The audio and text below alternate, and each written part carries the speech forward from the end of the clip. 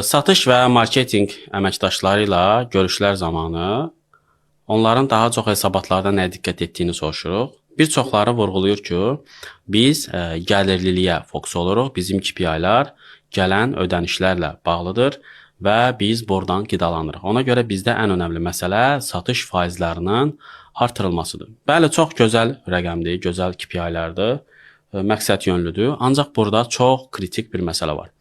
Əgər biz ancaq müştərilərdən gələn ödənişlərin alınmasını nəzərdə tuturuqsa və müştəri bazasının yenilənməsini, yeni gələn müştəriləri, müştərilərin təkrarlanan sifarişlərini və yaxud da müştərilərin dayanan sifarişlərini izləmiriksə, o zaman bizim üçün çox böyük bir xaos bizi gözləyir.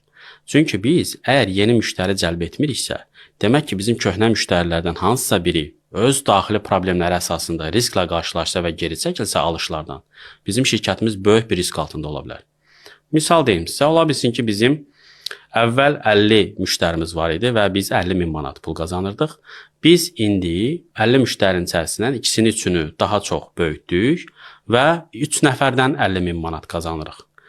Bu əməliyyat olaraq çox az görünə bilər. Bəlkə də burada mənfəətlilik də çoxdur. Bəs sual verirəm, o 3 müştəri alışı dayandırdığı zaman və yaxud da biri dayandırdığı zaman bizim başımıza nə gələcək? Bax, bunu çox gözəl ölçmək lazımdır.